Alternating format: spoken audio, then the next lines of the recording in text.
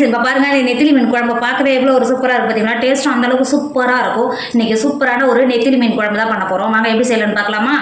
Hi friends, welcome to Kerala சமையல். கேரளா சமையலில் இன்றைக்கி சூப்பரான டேஸ்ட்டில் ஒரு நெத்திலி மீன் குழம்பு தான் பண்ண போகிறோம். நாங்கள் எப்படி செய்யலாம்னு பார்க்கலாம். ஃப்ரெண்ட்ஸ், நம்ம இன்றைக்கி நெத்திலி மீனை வச்சு சூப்பரான ஒரு நெத்திலி மீன் குழம்பு தான் பண்ண போகிறோம். நான் 3/4 கிலோ நெத்திலி மீன் எடுத்திருக்கேன். இது முதல்ல க்ளீன் பண்ணி எடுத்துக்கலாம்.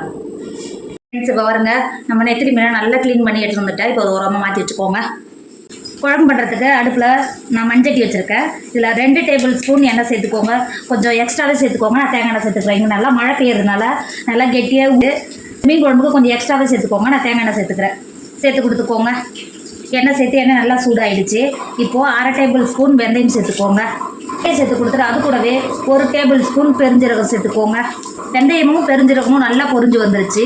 20 பல்லு பூண்டை நீல வாக்கில் கட் பண்ணி வச்சுருக்கா, அது உள்ள சேர்த்துக்கோங்க.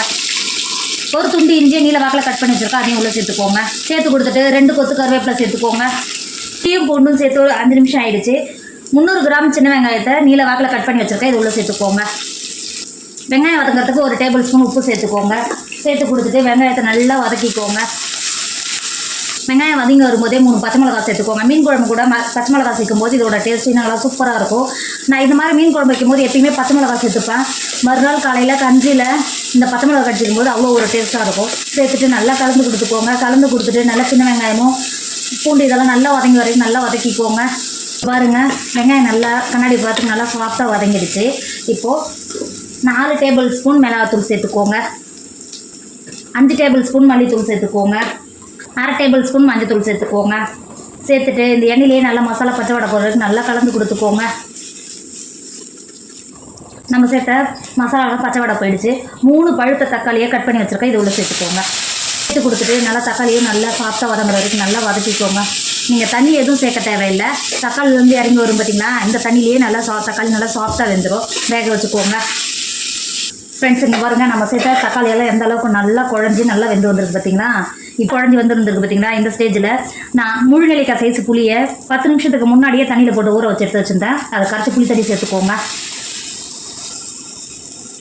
அது கூடவே உங்களுக்கு குழம்புக்கு எந்த அளவுக்கு தண்ணி தேவையோ அந்தளவுக்கு தண்ணி சேர்த்துக்கோங்க. தண்ணி சேர்த்துட்டு நம்ம 1 டேபிள் ஸ்பூன் மட்டும்தான் உப்பு சேர்த்துருக்கோம். இன்னும் 1 டேபிள் ஸ்பூன் உப்பு சேர்த்துக்கோங்க. குழம்புக்கும் மீனுக்கும் சேர்த்துக்கோங்க. சேர்த்துட்டு நல்லா கலந்து கொடுத்துக்கோங்க. இந்த அளவுக்கு நல்லா கலந்து கொடுத்துட்டு மூடி நல்லா குழம்பு கொதிக்க விடுங்க. இங்கே பாருங்கள், நம்ம கூட்டி வச்ச குழம்பு எந்த அளவுக்கு நல்லா கொதிக்கிட்டு பார்த்தீங்களா.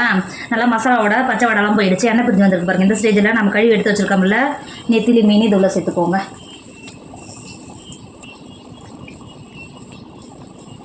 சேர்த்து கொடுத்துட்டு கரண்டி ஏதாவது வச்சு கிண்டி விடாமல் இந்த மாதிரி லைட்டாக அலக்கி கொடுத்துக்கோங்க. இந்த மாதிரி மீன் உடையாமல் இருக்கும். சேர்த்து கொடுத்துட்டு 10 நிமிஷம் போதும். நெத்திலி மீன் சீக்கிரமாகவே வெந்து வந்துடும். மூடி ஒரு 10 நிமிஷம் மீன் நல்லா வேக வச்சுக்கோங்க. ஃப்ரெண்ட்ஸ், இப்போ பாருங்கள், நம்ம சேர்த்த மீனெல்லாம் வெந்து எந்த அளவுக்கு சூப்பராக குழம்பு கெட்டியாகி வந்துருக்கு பார்த்தீங்களா. இங்கே பாருங்கள், நம்ம சேர்த்த மீன் எந்த அளவுக்கு நல்லா சூப்பராக இருக்குது பாருங்கள், எதுவும் உடையாமல். இப்போ இறக்கிக்கோங்க. நம்ம நெத்திலி மீன் குழம்பு சூப்பராக ரெடி ஆகிடுச்சு. இப்போ இறக்கிக்கோங்க. ஃப்ரெண்ட்ஸ், இப்போ பாருங்கள், நம்ம நெத்திலி மீன் குழம்பு எவ்வளோ ஒரு சூப்பராக இருக்குது பார்த்தீங்களா. டேஸ்ட்டும் அந்தளவுக்கு சூப்பராக இருக்கும். சாதத்தோடு வச்சு சாப்பிடும்போது நீங்கள் நெத்திலி மீன் வாங்கினா இது மாதிரி ஒரு தடவை குழம்பு பண்ணி பாருங்கள். அந்தளவுக்கு டேஸ்ட்டு சூப்பராக இருக்கும். கண்டிப்பாக நீங்களும் ட்ரை பண்ணுங்கள். என்னோட வீடியோ உங்களுக்கு பிடிச்சிருந்தா உங்கள் ஃப்ரெண்டு உங்கள் ஃபேமிலிக்கு ஷேர் பண்ணுங்கள். மறக்காமல் கேரளா சமையலை சப்ஸ்கிரைப் பண்ணிக்கோங்க. தேங்க்யூ.